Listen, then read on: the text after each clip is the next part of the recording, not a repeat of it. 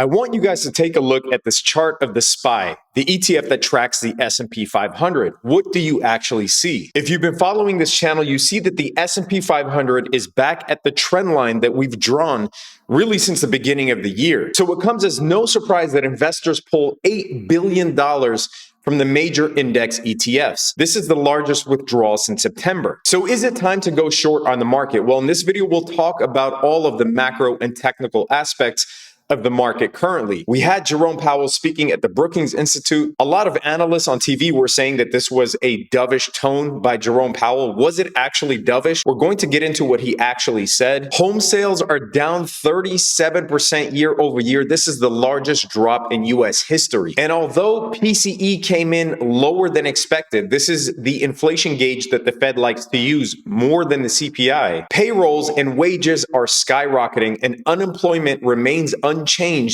at 3.7%. We are also seeing a record number of institutional hedges in the form of puts being opened here. So what does this all mean? Is the market going to drop from here? Is there impetus for the market to continue climbing, giving us a Santa Claus rally? Towards the end of the video, I will give you some of the plays that I'm looking at to give you an idea for how I'm playing this market. Also, make sure to follow me on Twitter and Instagram because I post daily finance and trading content for free. On the day that Jerome Powell was speaking, I bought the SPX 4,000 calls at the demand level that I was eyeing. We made 230% on those SPX calls. Those calls ended up running to over 1,000%. But yes, I closed at 230. And if you want access to all of our real-time plays, our analysis, every single play we're looking at, if you want access to the options course, the day trading course, if you want access to the Zoom calls with me that we do monthly, link is in the description below. Make sure you book a call with an ambassador. It's the beginning of the month, and that's when we open up spots again. Let's get right into it.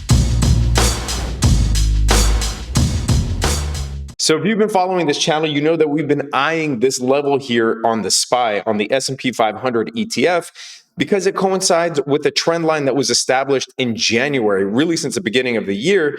And we also hit the golden pocket on the Fibonacci retracement. Now, before we get into the macroeconomics, before we get into what the Fed said, what the different data sets tell us, from a technical standpoint, this is a shortable position because it represents an optimal short. You trade the trend until the trend no longer exists. And here you could set a stop limit fairly close to above your entry. So it makes it a very low risk, potentially high reward trade. And you take this every single time until the trend is broken. Now, from a macroeconomic standpoint, let's listen to what the Fed actually said. We need to raise interest rates to a level that is sufficiently restrictive to return inflation to 2%. We anticipate that ongoing increases will be appropriate. It seems to me likely that the ultimate level of rates will need to be somewhat higher than thought at the time of the September meeting. The time for moderating the pace of rate increases may come as soon as the December meeting. Given our progress in tightening policy, it is likely that restoring price stability will require holding policy at a restrictive level for some time. History cautions strongly against prematurely loosening policy. Despite some promising developments, we have a long way to go in restoring price stability. Now you tell me, does that sound like a dovish tone? Really, the only dovish part is when he said that we're considering moderating interest rates in December, meaning we can't keep doing 75 basis point rate hikes forever.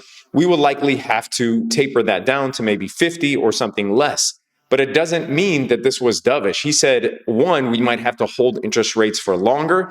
He said, two, interest rates might need to be even higher than we projected in September. So the only dovish thing was basically saying that in December, we might not do a 75 basis point rate hike raise. That's all that means. Now, things are not looking good overall in the macro sense, not for the economy and not for the stock market itself. Why? Well, because if you look at the labor market, wages and payrolls are going up. They're going up along with inflation. Even though inflation is peaking, it is still rising month over month. It is not declining month over month. And unemployment is still at 3.7%. You run the risk of a wage price spiral where higher wages continue to fuel higher prices. What the Fed is trying to do is bring down wages and bring down employment or raise unemployment. Also, let's take a look at the federal funds effective rate minus the CPI. We are still in uncharted historic territory here at minus 4.7. This is the federal funds rate minus what the CPI currently is.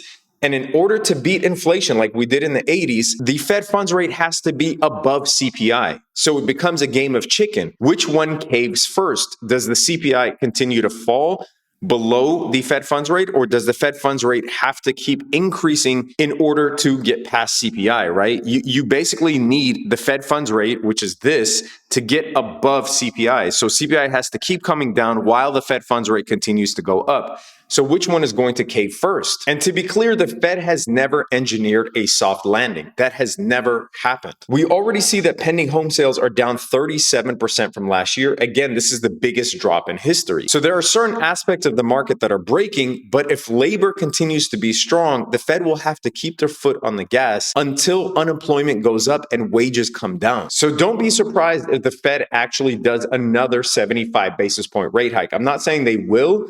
I personally don't know. I don't have a strong opinion. I thought before this jobs report came out that the Fed was going to do a 50 basis point rate hike. But now that this comes out, who knows what they're going to do, whether they're going to do another 75 basis point rate hike or do a 50 basis point rate hike and then try to keep rates steady for a longer period of time. Remember that the CPI comes out December 13th and the FOMC meeting is December 14th. So I think that CPI will dictate a lot of what happens on the 14th. Currently, the Fed Watch tool projects that there's a 77% chance that we will get a 50 basis point rate hike. But the CPI could change everything. So when we're looking at this chart and we're looking to determine where the market goes in the midterm, well, what has really changed? We knew that there was a possibility the Fed would do a 50 basis point rate hike. So to me, that is priced in. Wages and jobs are still extremely high, too high for the Fed's liking. And there is no chance yet of a Fed pivot. They're going to keep rates higher for longer. They're going to keep raising interest rates. They are not pausing. They are not cutting. In my view, one of the few things that will make the market break past this trend line into a new bullish cycle is if the next CPI comes in much lower than expected.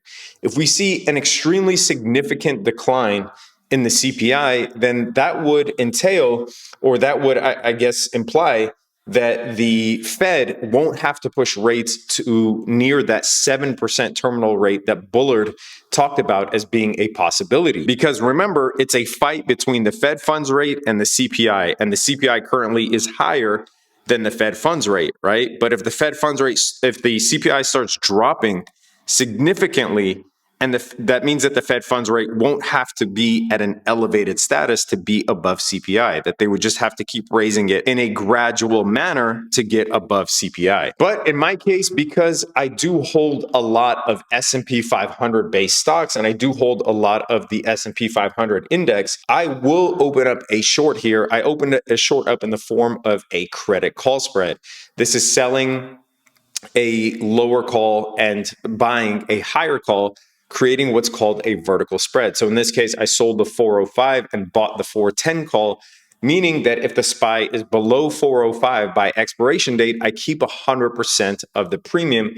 That play is currently up 15%, although I will keep holding it because in this case, if the S&P 500 blasts past through this level, due to a lower than expected CPI, then my stock portfolio will be up significantly more than this hedge. Also, I'm looking to long the 2-year Treasury note futures once again on a retracement. We saw a pop here. This was after Jerome Powell's comments saying that they might slow down in December. So bond investors rushed out to buy bonds in order to lock in those rates. But if we do see a retracement in the Treasury note futures, then I will likely go long on the 2-year Treasury note futures once again, as well as bond ETFs like TLT. Now, one thing I wanted to show you is that a Fed pivot is not all that it's cracked up to be, because remember, when the Fed does its rate hiking cycle, I know that between FOMC meetings, there's this narrative about, is the Fed going to slow down? Are they going to be more aggressive? And the market reacts in the short term. But don't confuse cycles with trend, right? So if we take a look at the S&P 500, this is one long trend going down. When it goes up and down within that trend, this is called a cycle. Don't confuse a cycle with a trend. So from a larger picture standpoint, when the Fed actually pivots, it's when things have already broken, because the Fed is trying to tamp down inflation. And like I said before, they have never achieved a soft landing. Things will have to break before inflation is actually tackled. And by the time things break, that is when the Fed pivots, which is why you see the market tanking shortly after a Fed pivot, along with the 2-year Treasury yield and along with the federal funds effective rate. The easiest thing to play on a Fed pivot is actually being long the 2-year Treasury note futures, because the 2-year Treasury note is the one that is directly tied to the Fed funds rate. So you could see that the 2-year Treasury yield tanks after a Fed pivot. And remember, there's an inverse relationship between the Treasury yields and the Treasury prices. So as the Treasury yields tank, Treasury prices go up. So going long in a pretty heavy position, at least for me, do what you want and obviously trade only what you know. But at least for me, after a Fed pivot, going long 2-year Treasury note futures is the play here.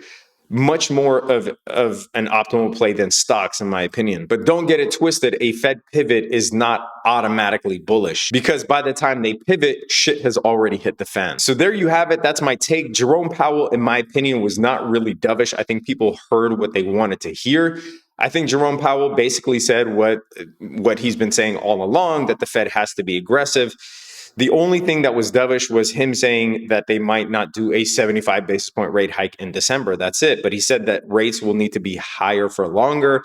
They would even need to be higher than projected in September, that there's still a long way to go, that, over tightening is not the risk here, but prematurely pivoting is the risk here. So I'm not sure what people thought, and this includes CNBC analysts, what they thought was actually dovish about the speech. I do think this is an optimal short here for the S&P 500. Doesn't mean it will work out. It just means it is very optimal from a risk to reward standpoint, especially if you're holding a lot of S&P 500 stocks. Let me know your comments down below. Are you hedging here? Do you think the market continues to rip higher? Do you think the Fed is actually bluffing and that they will do another 75 basis point rate hike in December? So curious to hear from you guys. Anyway, it's glad to be back making videos. I love doing these for you guys. So hit that thumbs up if you get anything out of this video. Sign up if you want access to all of our trades analysis, the courses, the Zoom calls. Book a call with one of our ambassadors. It is a great value. Stay safe out there, traders. Peace.